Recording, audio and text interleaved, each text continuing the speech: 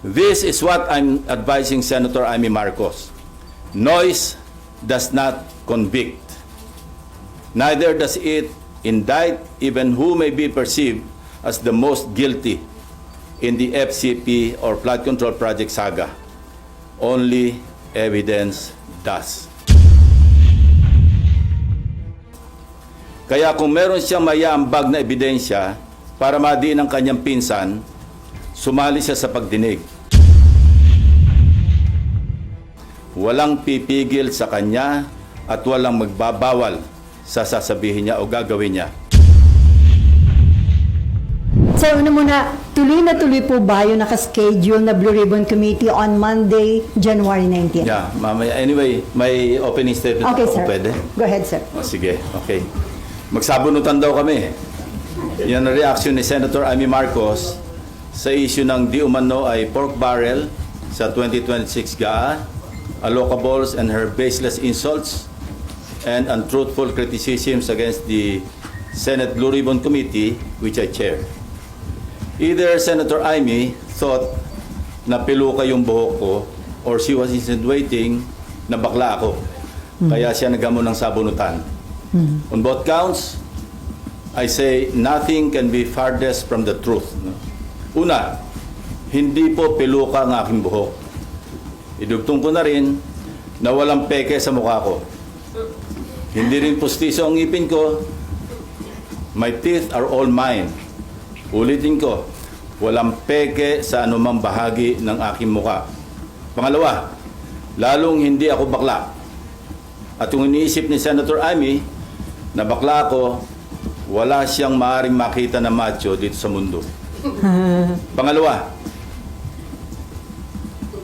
or anyway, please don't get me wrong, I have nothing against homosexuals. It is their choice and I respect them for that. But as far as I'm concerned, kahit hindi ako kagwapuhan, para sa akin, masarap pa rin na maging tunay na lalaki. At tulad ni na Tito Soto at Kiringo Hunasan, macho din po ako. Lalaking lalaki.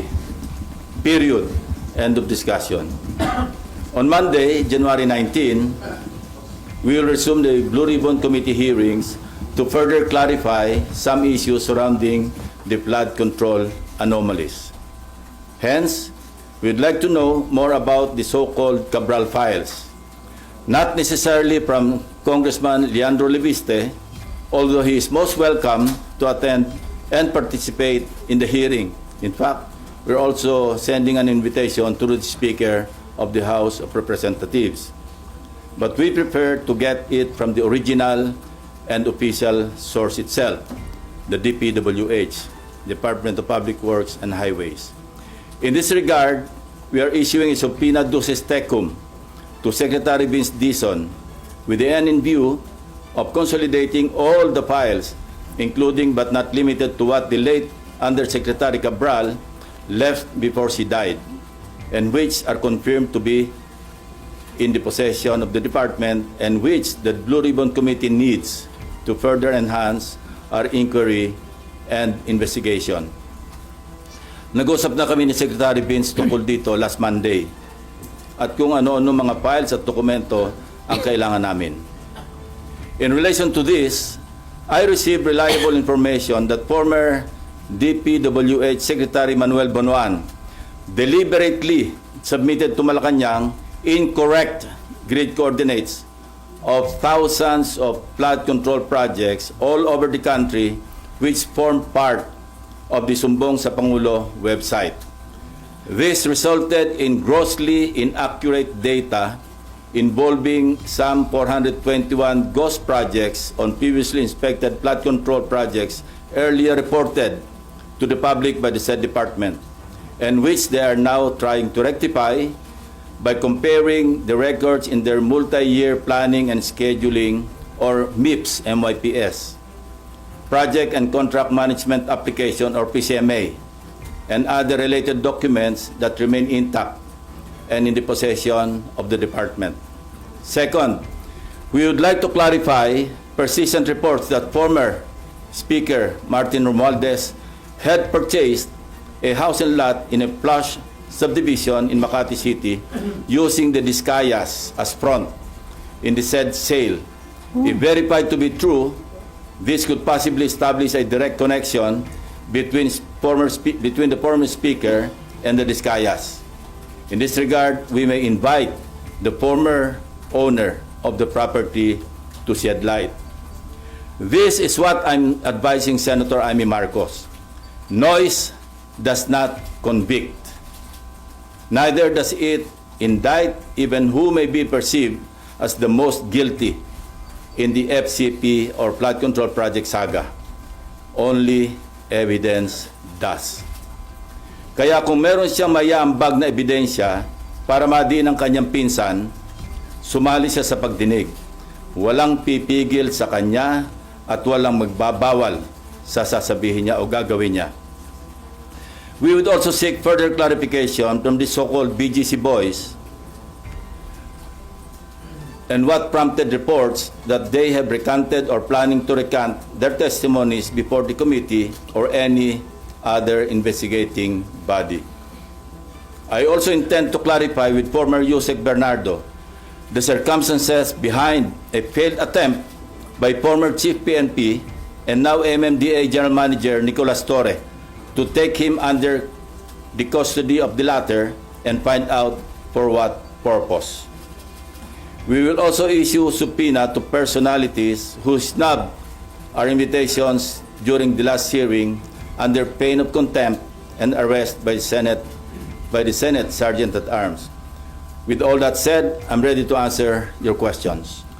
Sir, balikan ko lang yung kay Senator Amy Marcos. How do you find yung ganong klase ho ng statement o reaction sa inyo naging pahayag bilang isang lawmaker? Well, nakakagulo, no? Hindi nakakatulong. Kasi unang-una, wala talagang pagpipigil o pagbabawal na ginagawa.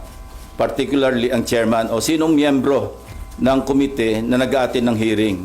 Sino kami para magbawal sa kasamahan namin? No? So talagang masyadong insulto sa integridad ng Senate Blue Ribbon Committee. Sa amin lahat, for that matter. Even to herself, kasi member siya ng Blue Ribbon eh. Hindi nga siya nag-a-attend, so paano niya masasabi na pinagbabawalan siya o sila? So, anong intention niya? Sirain yung credibility ng investigation ng Senate Blue Ribbon Committee? Hindi ko alam kasi even earlier, di ba marami siyang sinasabi sa inyo na may babaliktad. Hindi ko alam kung bakit ginugulo niya. No? I think you better ask herself or her, no, regarding that issue. Pero napakababang level po ba yung mga statement o yung mga term na ginamit niya bilang sagot ho sa inyo? Ayoko na mag-comment. Una-una, hindi non-answer naman yung kanyang sagot eh. Hindi naman niya kinonfront yung issue, no. Sa halip, nililihis niya at ano-anong mga issue pa ang kanyang sinasabi sa pagtugon doon sa naging usapan o usapin. And then dun po kay House Speaker Martin Romualdez, sino po yung may-ari ng biniling property na naging front ho ay ang Discaya? I'm trying to arrange a meeting with her, and kapag may liwanag na, kasi narinig ko rin na parang willing siya mag-testify. Yung may-ari, sir? Yung may-ari, yung dating may-ari. Para talagang, at least, pwede nating paghanapan o magsimula ng investigasyon tungkol sa direct connection o direct link between the Discayas and the former speaker. Pero mag-attend na ho this coming Monday yung may-ari ng property? Sinasabi ko, nag-arrange ako ng meeting sa kanya at kung sasang-ayon siya na mag-attend, papadala namin siya ng invitation. Sino po yung source ng information na... Marami. Marami nagsasabi niyan. So ito na po yung pwedeng maging direct link at baka yung hindi... simula, para may pagsimulan yung kung sino man yung gusto mag-imbestiga. Against former Speaker Romualdez? Not necessarily against, but to shed light. Bakit ganun ang connection? Para pagkatiwalaan mo yung isang contractor na nasa sangkot sa, sinabi ko na to, 207.5 billion pesos na kontrata mula 2016 hanggang 2025. Napakalaki. So kung merong connection, dapat na maliwanagan natin kung bakit ganun kalakas ang tiwala para ipagkatiwala mo yung pagbili ng isang house and lot sa isang subdivision, sikat na subdivision sa Makati City. At magkano po yung amount nung... Name your price yung usapan. Gusto natin maliwanagan kung magkano talaga nagkabentahan. Pero hindi po invited si former Speaker Romualdez. As I said, pagdating sa counterpart namin sa House, mayroong parliamentary courtesy na umiiral. At pwede lang namin silang imbitahan, hindi pwedeng pilitin, through the House Speaker. Pero kung ayaw nilang mag-attend, wala rin kaming magagawa. Kasi ganun din ang dapat na tratong ginagawa nila sa amin. Dahil nga sa umiiral na interparliamentary courtesy between the two houses. Before Marlon, sir, according to DILG Secretary John Vic Rimulya, parang niutos na ni PBBM na madali na yung pag-uwi kay former Congressman Saldico. Kinukonsider na nila ang hingin ng tulong ng Interpol at ng United Nations. Sa tingin nyo, di ba ninyo pa sinasabi na pwede yung sa United Nations? So, too late ba itong action na ito? Hindi naman. Nothing is too late. Kasi ngayon pala naman magsisimula yung trial sa Sandigan Bayan at sa mga korte. Mayroon ng warrant of arrest na na-issue laban sa kanya dahil wala tayong extradition treaty na umiiral between Portugal or some other countries na pwedeng naandun si Saldico. So mas mainam na yung idaan nito sa UNCAC, sa United Nations Corruption something. 192 member countries, member ang Pilipinas, at pwede tayong tumulog doon para maiuwi rito si former congressman ko. So kapag hiningi na yung tulong ng UN at Interpol, sigurado na po yung maiuwi sa bansa? Malamang. At saka yung European Union, alam ko meron silang agreement na magtutulungan sila kung nasa isang bansa na walang extradition treaty ang naghihiling na bansa. Pwedeng dalhin doon sa bansa na kung saan may umiiral na extradition. Maraming paraan. Interpol, dahil kung nasa red notice list, pwedeng dumulog din doon para kung maaresto, may padala rito. Not necessarily through extradition. Although mayroon din ako narinig na instruction na mag-apply na o kaya magsagawa na ng preliminary talks with Portugal para magkaroon ng extradition treaty. Although long shot yun. Kasi aside from the executive department initiative, dadaan pa yan sa ratification sa Senado. So, ang easiest way, sir, hingin ng tulong ng UN at saka ng Interpol? We can do it simultaneously actually. Kung ano yung mauna at yung mas mainam, mas effective, edi yun na yung pairalin. Okay, before Marlon, ihabol ko lang. According to the lawyer of Alcantara, he is not recanting his prior statement. False and misleading daw po yung nag-circulate online na magre-recant yung BGC boys. So sir, ano yung possible din talaga na may mga puwersa o influential people na kumakausap sa kanila? Yun ang gusto natin malaman. Sa kabila ng pagtanggi ng abogado ng kampo ni Alcantara, gusto pa rin natin malaman ano yung may mga attempt ba na nangyari para sila'y mag-recant? At kung meron, sino? At kung sino, bakit? Kaya ganun pa rin. Gusto pa rin natin maliwanagan yung istorya behind the reports na nag-recant na o nagpaplano mag-recant. Sina Alcantara, si Bryce Hernandez. Kaya ipapatawag uli natin sila, yung BGC Boys. Para marinig mismo sa kanila, para ma-record ng Blue Ribbon Committee ano yung naging dahilan kung bakit lumabas yung ganito mga reports. Pero may info ho ba kayo na may nag-a-attempt talagang kausapin sila to convince them to recant? Well, that's normal for the camp of those being implicated na makipag-usap kasi yun ang mga iniisip nilang pwedeng magpabagsak sa ebidensya laban doon sa mga na-implicate. Normal lang yun.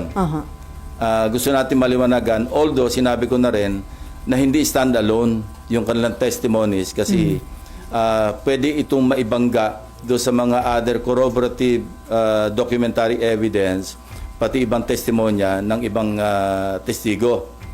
So, pero siyempre may epekto yun maski paano doon sa ebidensya.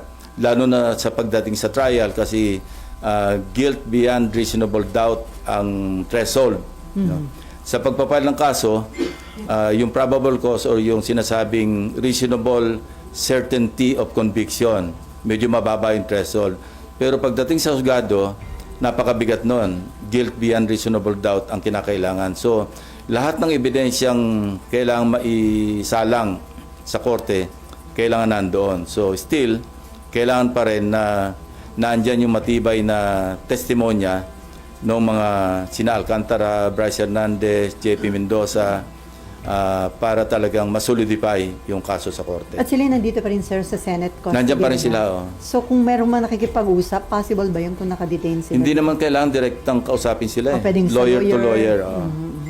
Okay, Marlon, and then Amean. And then Amor. Sir, yung former secretary mo, no?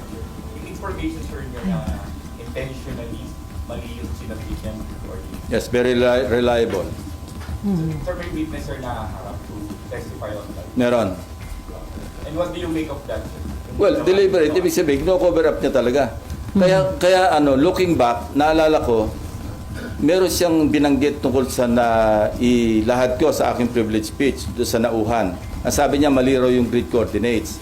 Although sigurado kami kasi personal naming pinuntahan ng teams namin yung mismong ghost flood control project. At nakausap mismo yung barangay chairman, mga tao doon, na talaga merong nakalaan na proyekto na hindi nagawa. No? So, doon pa lang, kasi nag-flashback sa akin yun eh. Kaya pala, sinasabi niyang ang grid coordinates daw mali, yung pala, nasa utak niya, alam niyang minali niya. Hindi naman kami, kasi at that time, sa privilege speech ko, wala pa naman yung sumbong sa Pangulo website eh. At least yung first privilege speech. So nag-relay kami sa sarili naming sources. But eventually, I think sa second namin, nag-relay kami sa sumbong sa Pangulo. So, ganito kasi yung istorya. Ang unang report, 421 out of 8,000, di ba? So yun, bloated yun. Why? Because when the AFP, yung composite team or teams ng AFP, PNP, yung DepDep, kung pupunta sila sa isang lugar para mag-inspeksyon ng suspected ghost flood control projects, at mali yung grid coordinate, siyempre wala sila makikita ng project. So i-report nilang ghost yun. So ang outcome, masyadong bloated yung 421. So substantially, lower dapat yung bilang ng ghost flood control projects. Yun ang naging resulta nun. And the DPWH is now trying to rectify by comparing yung multi-year planning and scheduling. Kasi yun yung nasa plano, alam mo, multi-year. Ko-compare yun sa PCMA, yung sa monitoring. Pagka nagtugma, yun talaga yung grid coordinates. So yun ang ginagawa nila ngayon. At merong isusupina namin doon sa STECOM, tulad ng sinabi ko kanina, yung DPWH. Nag-usap na kami ni Secretary Vince Dizon tungkol dito. Magpapadala siya ng 2 USEC para mag-testify at dalhin lahat yung dokumento kasi doon sa STECOM. Sir, anong ibig sabihin sa publicity ni Secretary Bonoan doon sa previous ghost flood control project? Well, maliwanag.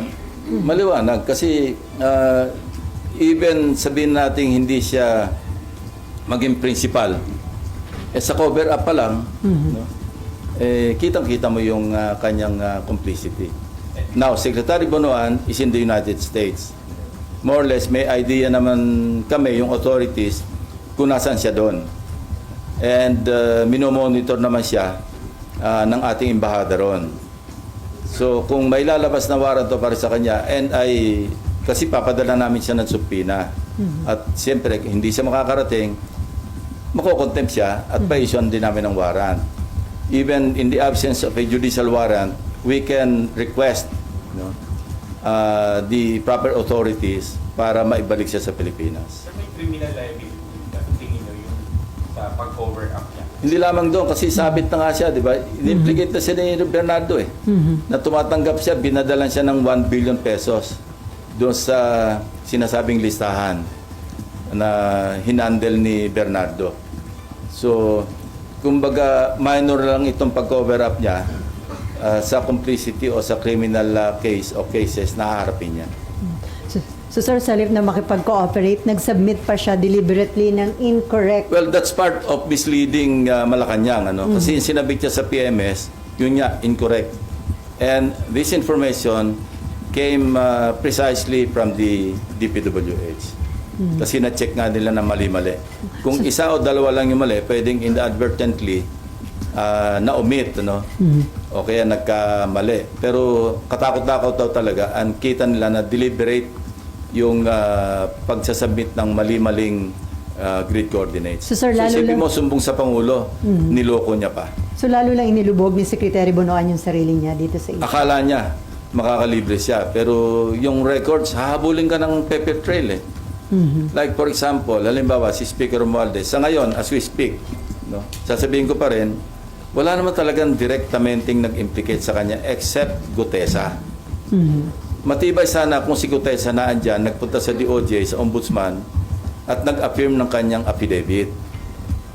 Pero dahil wala siya, ngayon, kung meron si Senator Amy na ebidensya mapapakita, most welcome siya mag-attend.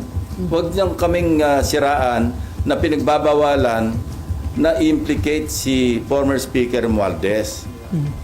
Kaya sa Lunes, kung meron siya pinanghawakan, pumunta siya, kung gusto niya, bibigyan ko siya ng isang oras para ilahad-lahat yung kanyang ebidensya kung meron. So sir, may nag-volunteer sa inyo para ibigay yung info tungkol doon sa biniling property ng... Yeah, may actually nag-volunteer. meron. Kaya nga pinaparents ko na kung pwedeng makausap yung dating may-ari para siya na mismo yung magsabi ng Detalye. ng mga detalye. Ang meeting nyo before January 19. Pinipilit kong before Monday. Para kung sakali pwede siya mag-appear Yeah. on the Correct. 19th. Okay, Mean.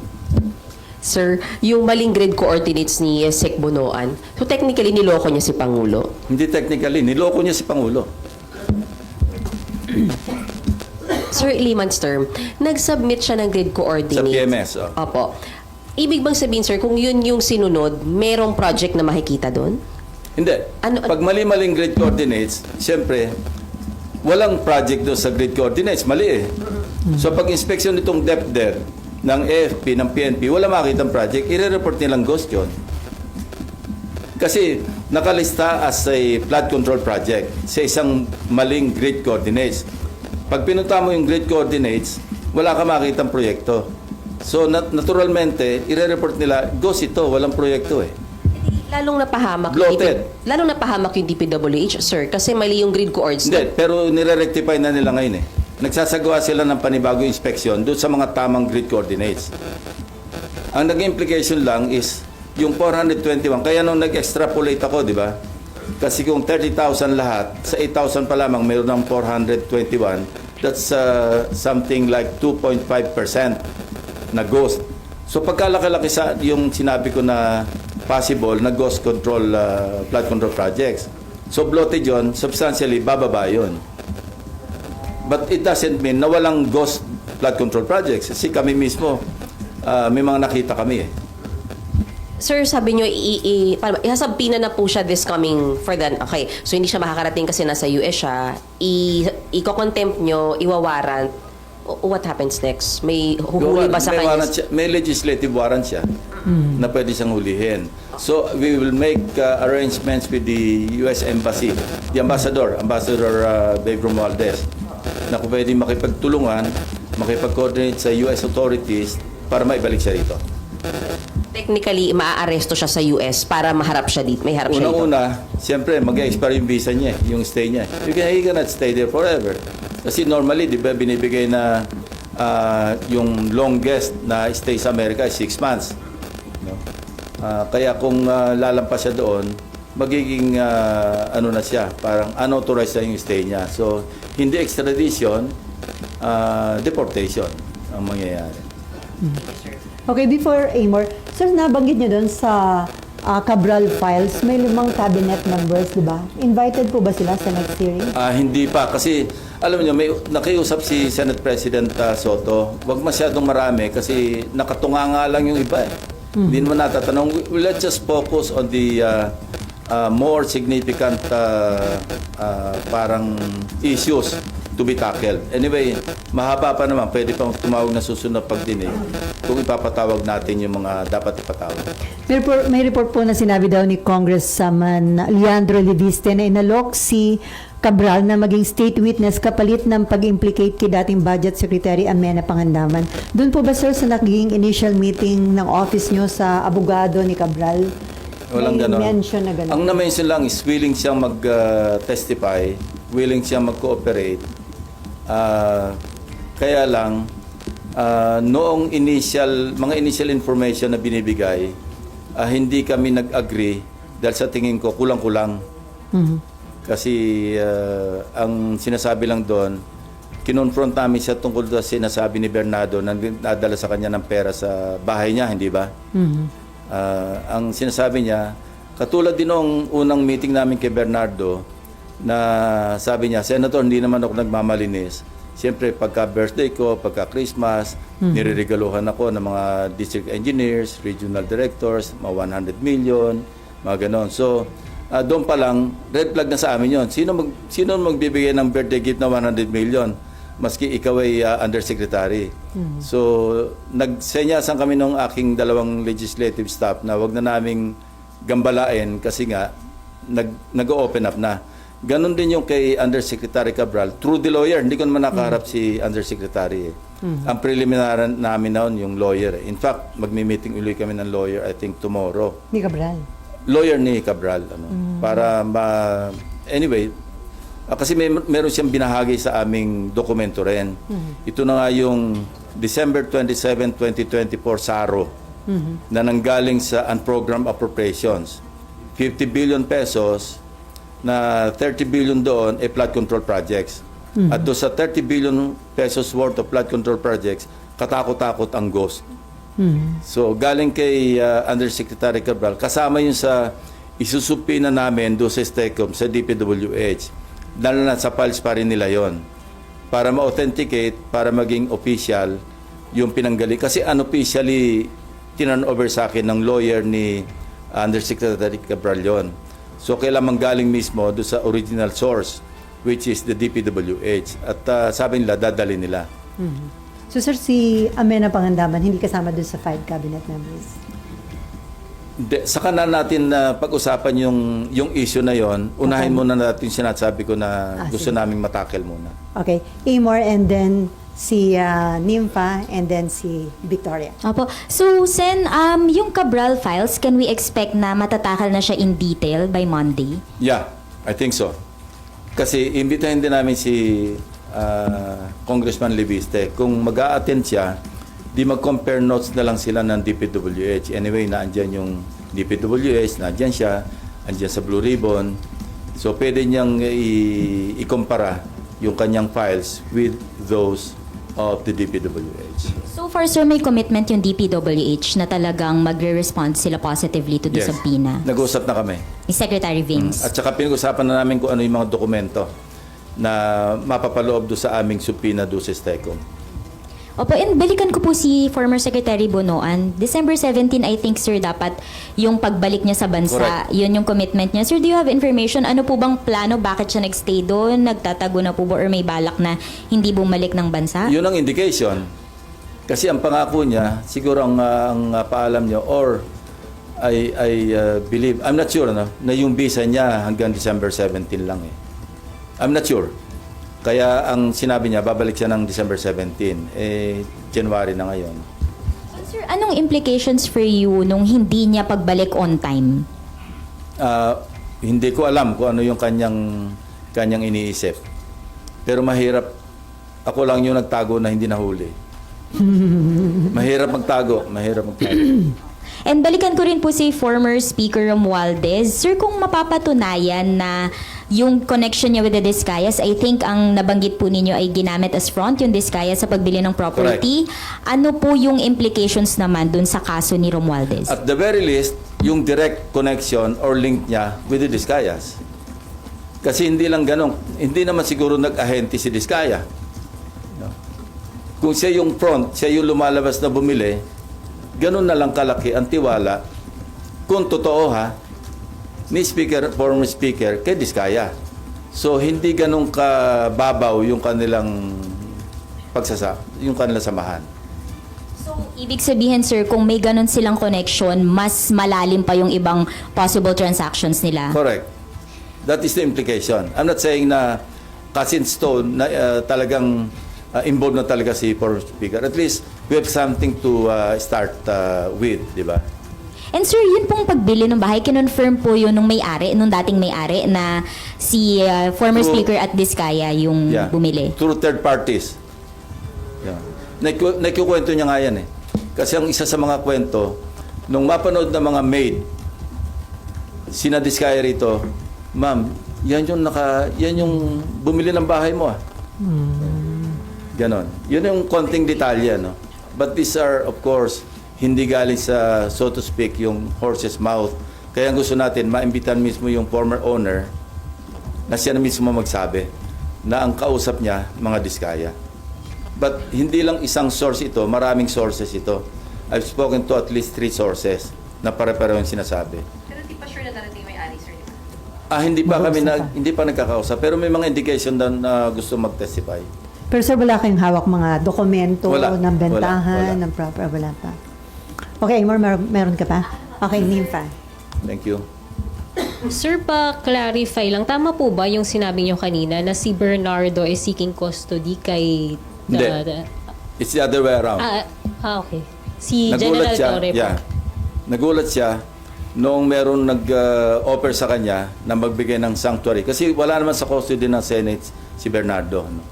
I think this happened before his third appearance. No? Nung he was about to appear for the third time yata, ewan ko kung nakailan na siya. Nung nagkausap kami, kinuwento niya sa amin yan na sinabi sa kanya na pwedeng mag-seek ng sanctuary kung gusto niya. Pero pag labas niya doon sa pinanggalingan niya, nakita niya si General Torre. Umatras siya. Sabi niya, doon na lang ako kay Senator Lacson. Although he was not under my direct custody at that time.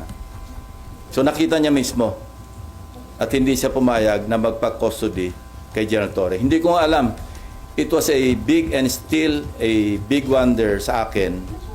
Bakit napasok sa picture o sa scene, sa eksena, si General Torre? Sir, papatawag niyo po si General Torre? Hindi pa. Gusto mo natin marinig kay Yusek Bernardo. Although nasabi niya na sa akin yan, hindi niya palang na-testify. Pero nasabi na, hindi lang sa akin, kundi sa harap mismo ng aking mga kasamang abogado.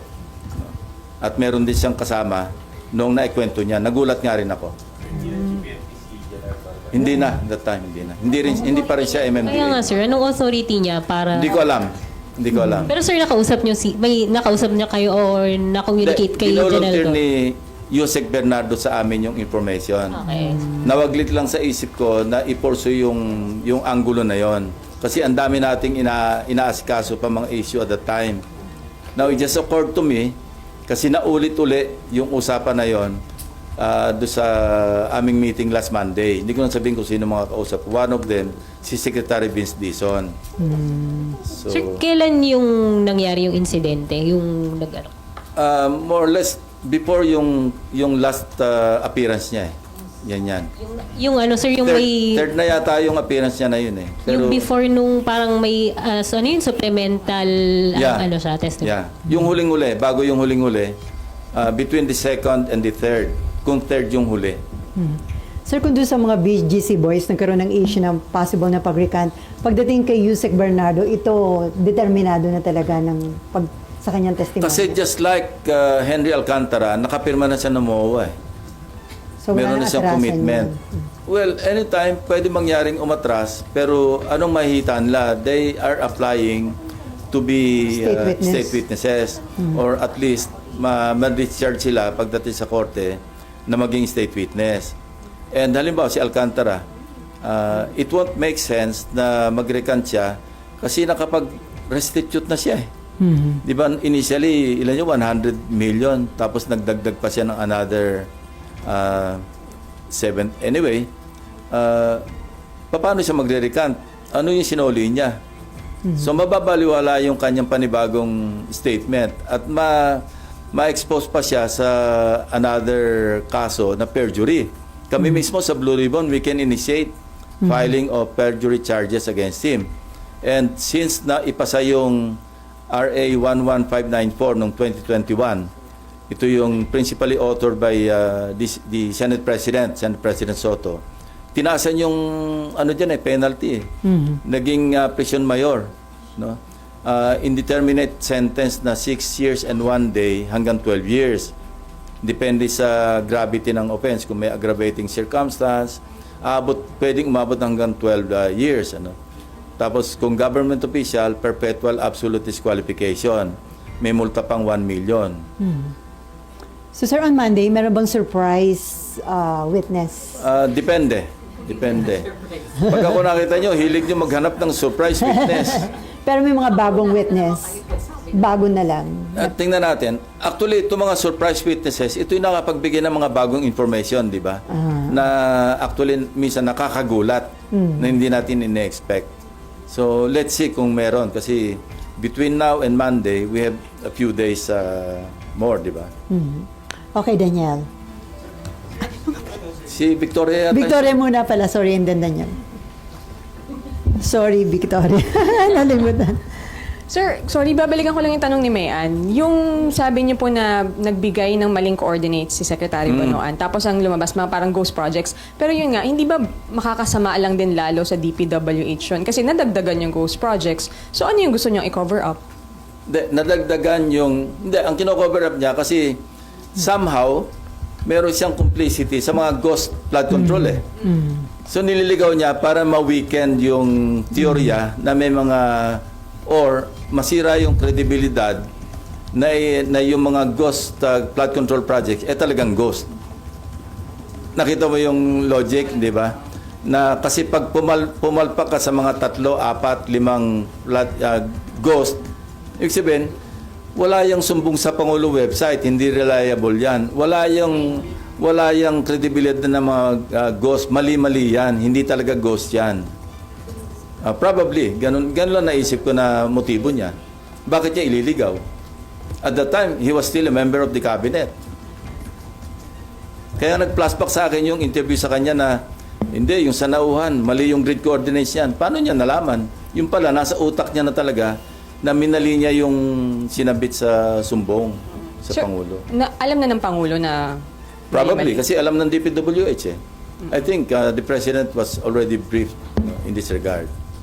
And then sir, yung scope, sabi niyo hindi ito yung last na hearing. Ilan pa yung nakikita niyong hearings? And magtitingin pa ba kayo ng ibang projects sa Luzon, Visayas, Mindanao na ghost or Hindi, substandard? ginagawa na ngayon ng DepDev ng DPWH. Binabangganan nila yung MIPS at saka yung PCMA para accurate yung grid coordinates. Yun. So ilang hearing pa nakikita niyo, sir? Hindi ko masabi eh.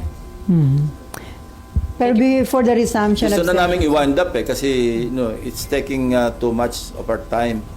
Kasi meron pa kaming political dynasty. Kasi sa Electoral Reforms Committee yun naka-refer, nakapag isang hearing na gusto namin tapusin. Tapos yung BARM election na inauthor ni yung bill, inauthor or resolution, inauthor ni Majority Leader Subiri sa Electoral Reforms din yun, which I chair, which I would like to parang i-unload na pero wala naman takers. So yun siyempre magko-committee hearing din kami doon eh. Pero may partial report na ba? Dina-draft. Mahina itong mga staff ko. Sabi ko before mag-break noong December, tapusin nila eh. Ngayon wala pa. Wala, nakatingin lang sa akin, walang tumatango. Okay, meron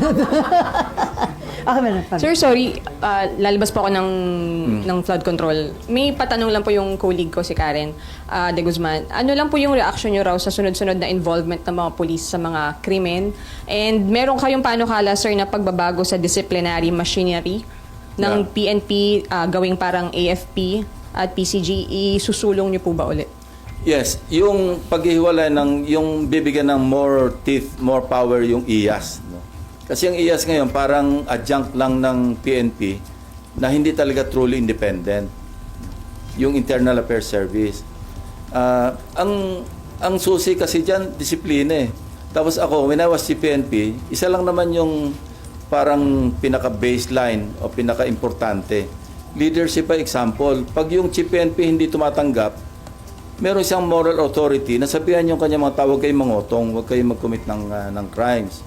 So, ganun lang yung sikreto. And, alam nyo, si General Tates used to be my aide-de-camp. He was then a lieutenant, inspector at that time, kasi hindi pa nababago yung rango. And, alam niya yung style ko noon na CPNP. And I hope he, with the assistance of the DILG Secretary, pagtulungan nila talaga i-disiplina yung police. Kasi ang inuna ko nun talaga yung tawag ko, ICU. Inept, corrupt, and undisciplined police officers. ICU, ang tawag namin doon.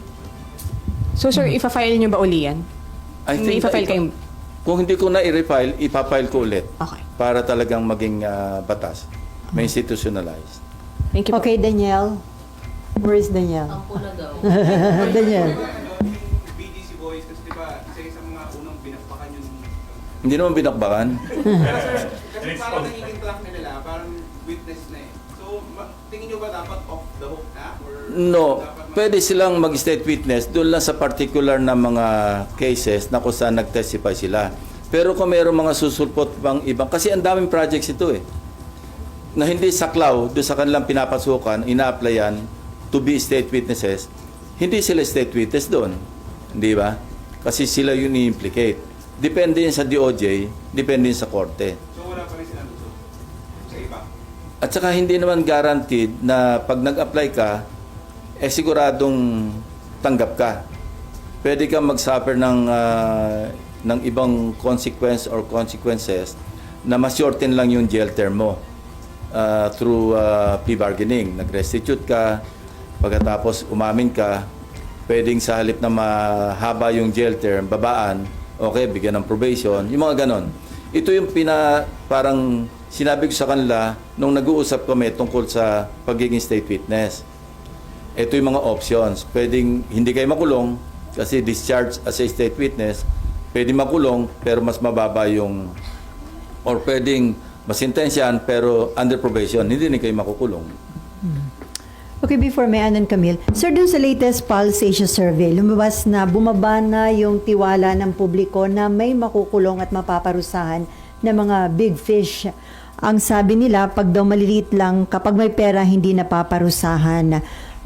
Mas hindi pinagkakatiwalaan daw yung ICI at DPWH at mas pinagkakatiwalaan nila ang media at civil society organization. Hindi mo ba masasabing? Rightly so, no? Kasi kailangan mag-under-promise ka, mag-over-deliver ka. Huwag ka mag-over-promise tapos mag-under-deliver.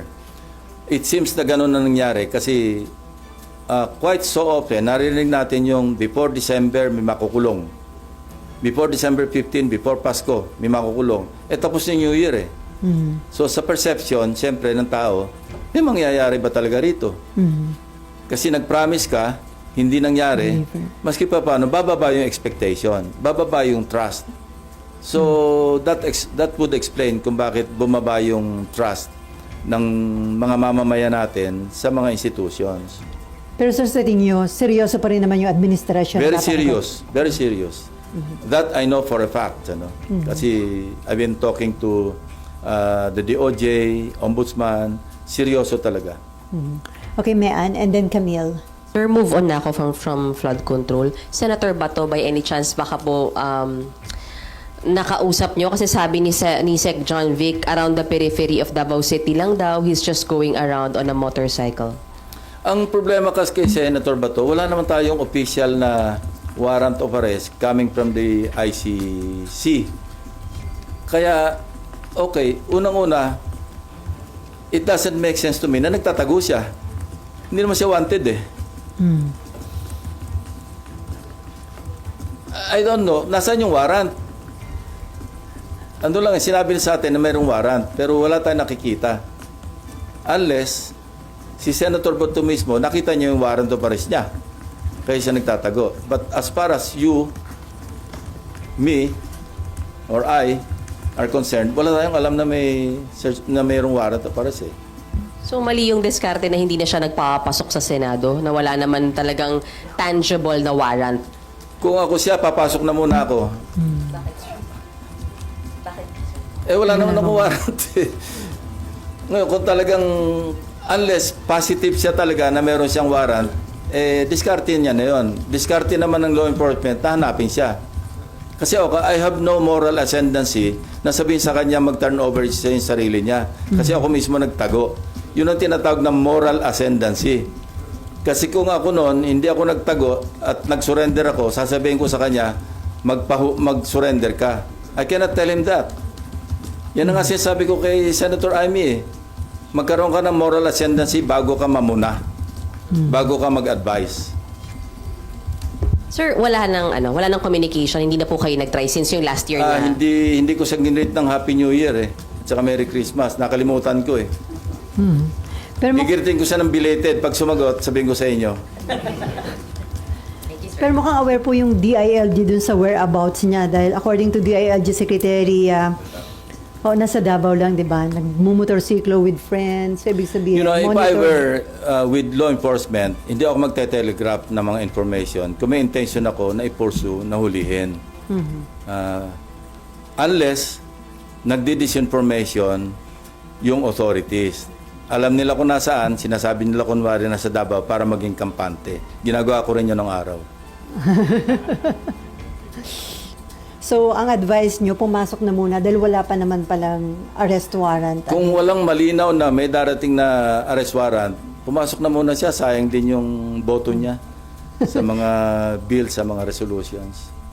Okay, Camille and then Marlon.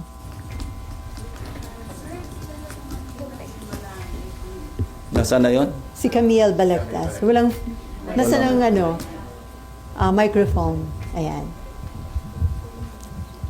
Sir Camille Balagtas po. Sir, alam naman po ng marami ever since ng panahon pa ni GMA, masyado kayong critical pagdating sa corruption.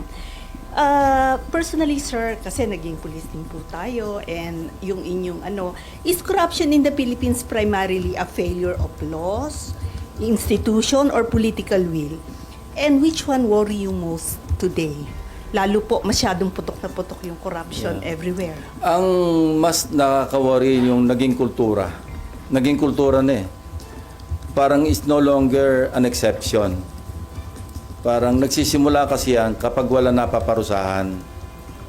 So, siyempre, nakikita ng mga sumusunod na, lulusot naman tayo eh. So, it's a combination of all the factors that you mentioned actually. Sir, where should accountability begin? Malacanang ba? Congress? Leaders. Mga leaders dapat magsimula yung responsibility at the very least Yung accountability, doon lang ito sa mga nagko-commit ng krimen o kaya ng corruption. Dapat maging held accountable at talagang magkaroon ng logical conclusion. Otherwise, pamamarisan talaga eh. Alam nyo, with all the yung mga brickbats, mga criticisms na tatanggap ni Congressman Libiste, pasalamat na rin tayo na merong Congressman Libiste na at least naglalahad ng mga nalalaman niya na lumalabas talagang maski sinong tamaan, maski mga kasamahan niya. No, I'm not referring to Kiko Barsaga, ibang level naman 'yon. At least si Congressman Leandro Libiste, being raw, very raw as he is as a politician, hindi yung para makapag-put on the spot sa mga iba't ibang personalities. Wag na yung may motibo siyang political. The mere fact na meron siyang sinishare sa media, sa atin, at least merong vanguard, merong parang deterrent na merong isa na talagang magsasalita come what may. Anyway, on the side lang ito. Nag-message nga sa akin si Senator Legarda. Sabi niya kung pwedeng ma-advisean to at least calm down a little. In fact, nag-arrange ka ng meeting si Congressman Libiste with me. And yun ang request ni Senator Legarda kasi nga dumadaing daw sa kanya. Bakit sabi niya, bakit si Senator Lacson ganun din naman ang ginagawa? Bakit ako ganitong katindi yung balik sa akin? So ito yung pagiging raw na hindi niya alam yung laro sa politika. Na siyempre pag bumabatikos ka, mag-expect ka rin na babalikan ka. Not necessarily totoo yung binabalik sa iyo, pero ilalagay ka rin sa position na maging defensive ka.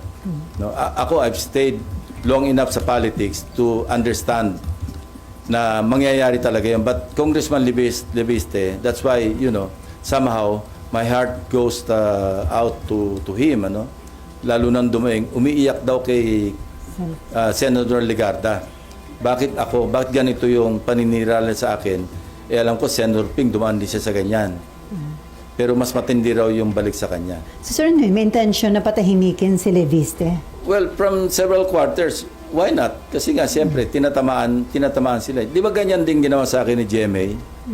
Hanggang sa talagang nag-fabricate ng kung ano, Ador Mawanay, no? Ginawa akong money launderer, ginawa akong drug lord. Ganyan, part ng ano yan eh. At that time, kasi neophyte din ako noon, I could not understand. No? But now, looking back, naintindihan ko na. Yun talaga yung laro eh. So, may schedule kayo ng meeting with Congressman Leandro? Hindi pa na-schedule pero noon pa yan eh, noon pa nagre-request ng meeting. Dahil nag-worry Hingi ng advice. si Senator Nangingi lang ng Loren. advice. Oh. Not through Senator Loren, direkta naman siya, meron naman ng number sa kanya. May number ako sa kanya. Kaya, Ate, okay, Leandro. wag yung bara-bara. At sabi ko na rin kay Senator Loren na ano, parang i-telegraph niya ng konti, wag yung araw-araw nasa TV siya. Kasi di ba nakakaumay din? Okay, Marlan. Sir, initially, yung binabanggit niya na 421 gold bars o less than that, initially sir, yung figure kayo nun? Kung magkano? Hindi, sila yun eh. Doon nang galing eh. Kaya nag-extrapolate ako sa 30,000 kung 2.5% ang ghost. Tapos in-equate ko doon sa total amount na mga flood control projects. Doon lumabas yung pagkalaki-laki numero. And I remember, I recall, during the hearing, di ba kinonfront ko si Undersecretary Bisnar? And parang very reluctant, tentative yung kanya sagot. Hindi diretso. Yung pala, that time, he already knew na merong ganong pangyayari na mali-mali yung grid coordinates. Hindi siya makasagot ang diretso nun eh. Di ba umabot kami sa 471 kasi sabi niya may nadagdag pang 50-something. Pero very tentative ang sagot niya noon. Nahalata ko yun eh. Bakit hindi sa definite? And I know him kasi being a former police officer himself, na nakatrabaho ko. Alam ko, iba yung ano niya, hindi siya yun eh. When he was answering my question during the last hearing. So anyway, this will be clarified, as I mentioned earlier, sa Monday. Kasi sabi ko, mag-ready ka because I'll ask you these questions. And you should be prepared with all the documents. And he and Secretary Dizon said yes. So alam na namin, tukoy na namin kung ano yung mga dokumento. In fact, the others, yung ibang dokumento, in advance na nila. But I want them to testify on the authenticity of those documents. And sir, yung previously sir, yung mga interviews sa mga Diskaya, they were saying the same thing. Meron kaming projects ang mali yung grid coordination. Do you think coordinated pati yun, yung pag-cover up na yun? Hindi ko alam. Although, yes, I remember, may sinasabing mali yung grid coordinates. Although ako, I will maintain na yung case studies namin, yung 6 na nakuha namin mga ghost projects, ano yun, eksakto yun. Kasi hindi lang naman isang source ang pinanggalingan ng grid coordinates. Kinuha rin namin yung grid coordinates, hindi lang sa sumbong sa Pangulo, kundi sa DPWH website mismo. Kasi nasa open source naman yan eh. Alam namang i-research ng mga staff ko, yung sa open website, yung grid coordinates ng particular projects. Kasi may project description eh. So sa amin, tumbok namin, pag sinabi namin ghost, at least sa privilege speech ko noon, privilege speeches, alam namin ghost. Kaya with conviction yung delivery ko noon ng privilege speech. Sir, last question from Amor, pero bago kay Amor. Sir, some lawmakers o congressmen are planning to file impeachment complaint against the President and the Vice President. Pagdating to sa Pangulo, do you think marami pa rin siyang kaalyado at pwedeng hindi makalusot? No, ako, I cannot comment on that kasi pag na-transmit sa Senado yan, maging trial judge ako eh. So, ibabalik sa akin yan pag may sinabi ko, nag-comment ako tungkol sa impeachment, Pangulo man, Vice President man, o kung sinong impeachable official, babalik sa akin yun eh. Baka mapa-inhibit ako. Sayang naman yung maging boto ko for or against the respondent. So, I'd rather not comment pagdating sa impeachment, particularly or especially ng Pangulo at saka pangalawang Pangulo. Pero according to Senate President Soto, in case makarating dito sa Senate, sabi niya, a-actionan niya yun forthwith. Yun ang nasa Constitution eh. Oo. So makakaasa na yung taong bayan na ma-actionan forthwith yung articles of impeachment. Yung kasi nasa Constitution, shall act forthwith, di ba? Kaya wala naman choice kundi sundin yung Constitution. Na hindi nasunod sa nakalipas po na leadership. Well, forthwith. Basta gagawin na lang namin. Tama si Senator Soto doon. Forthwith. And then, ano po yung implication sa stability at economy ng bansa kung dalawang highest leader of the land ang may impeachment case, sir? Kung merong basihan at matransmit dito, wala tayong magagawa eh. Painful as it is, pero dapat i-resolve natin, hanapan natin ng resolution. Either way.